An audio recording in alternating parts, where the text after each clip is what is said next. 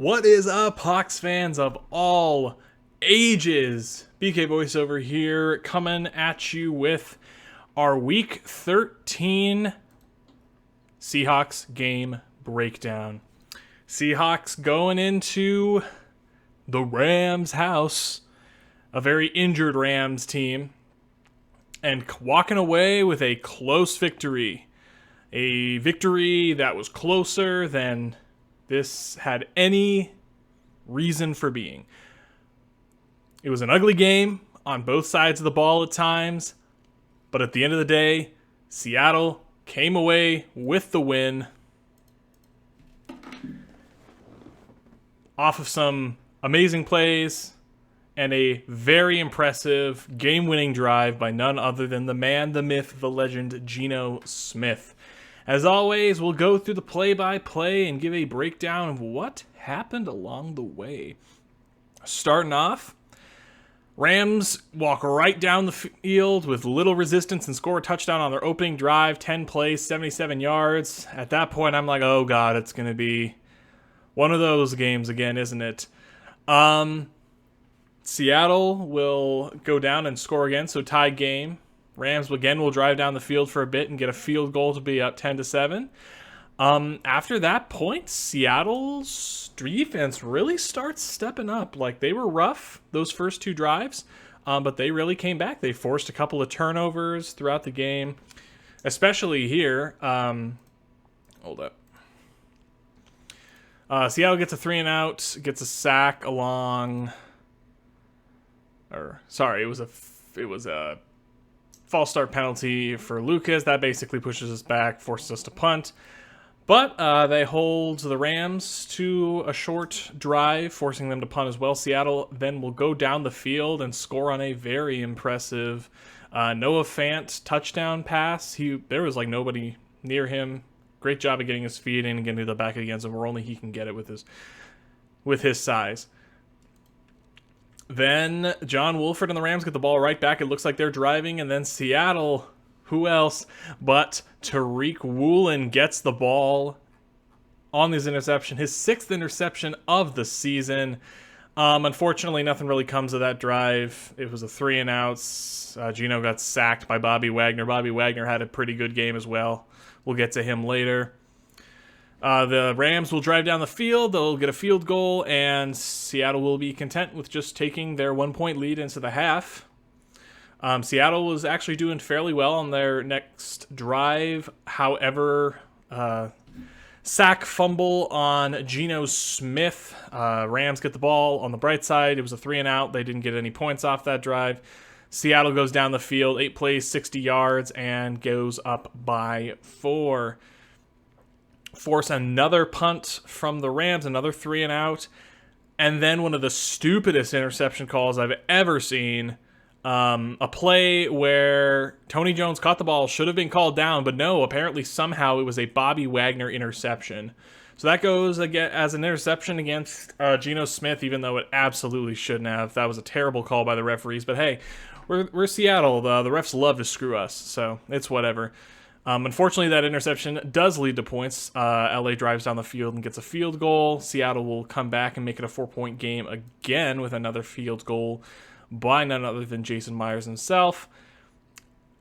All the defense needed to do was get a stop, and they couldn't do that. The Rams drove down the field with very little resistance.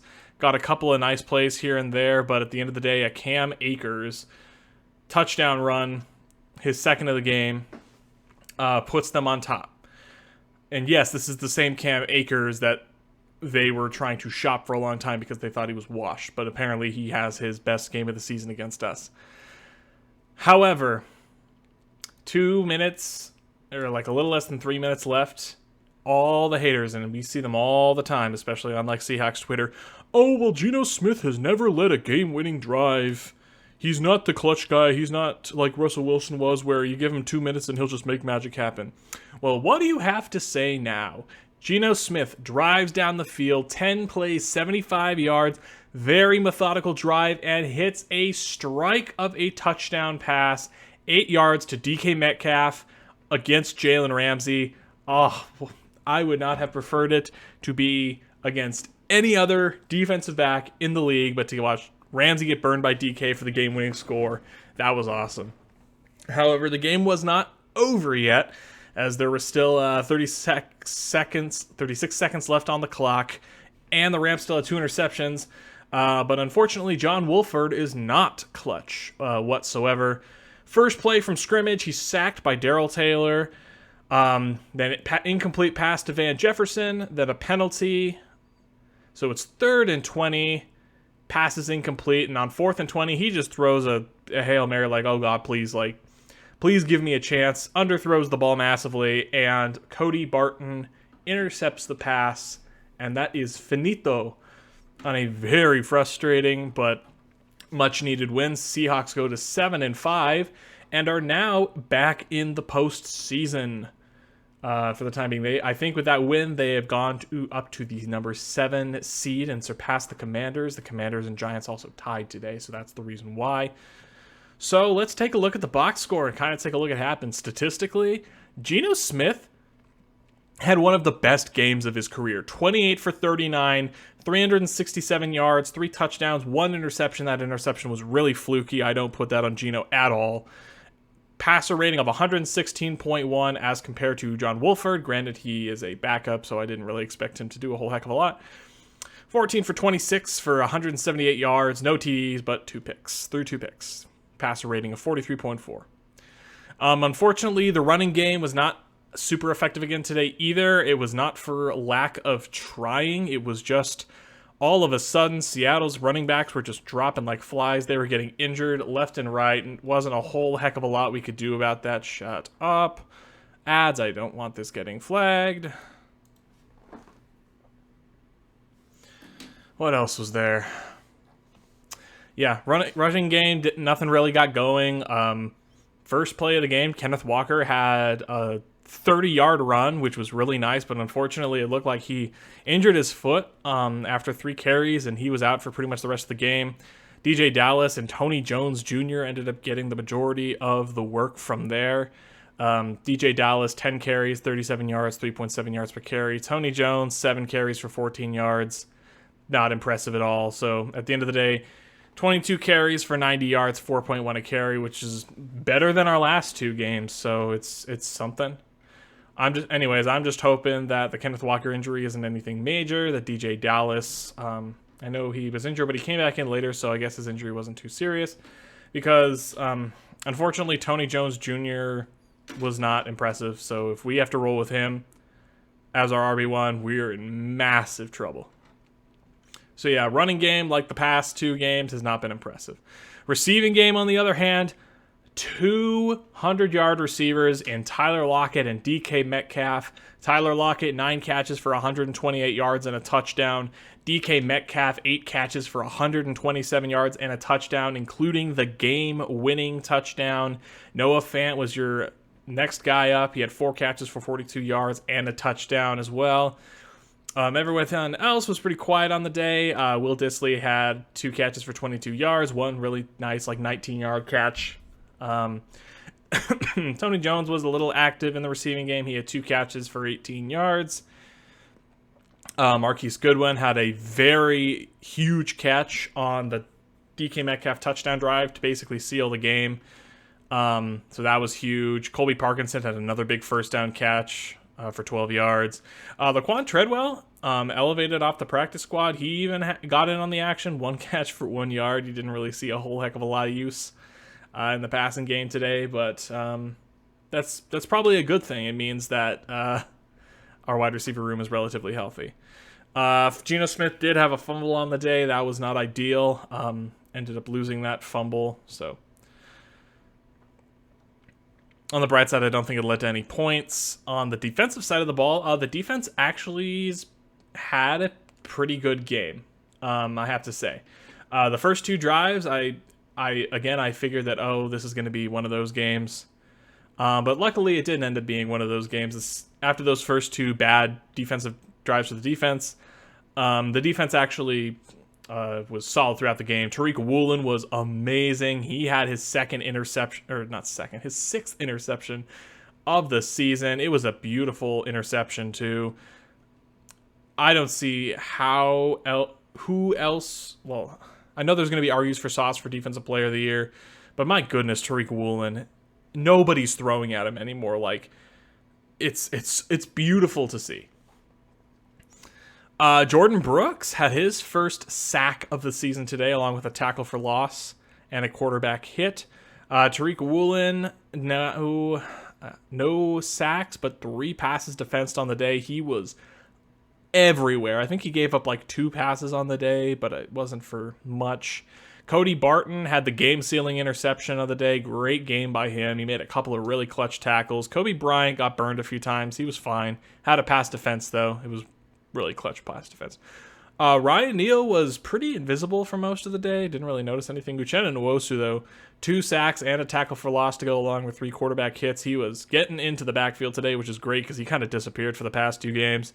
Trey Brown, his first game back with some meaningful snaps. He played good. He had 1 pass interference call. He did get there a little early, so it was a good call. But honestly, I would much prefer he play aggressive. So Al Woods, the defensive line, was doing a pretty decent job today. Darrell Taylor also had a sack. Al Woods made a very clutch stop on 3rd down. Poona Ford had a couple of plays here and there. Honestly, not a whole heck of a lot for me to be upset about with this defense. They came to play. They came to play. Gave up a bit of yardage, but it wasn't anything insane. But again, with a offense that's this depleted, I would expect them to play this well, not necessarily because they're amazing, but because the talent that they're throwing out on the Rams offense right now is lackluster, to say the least.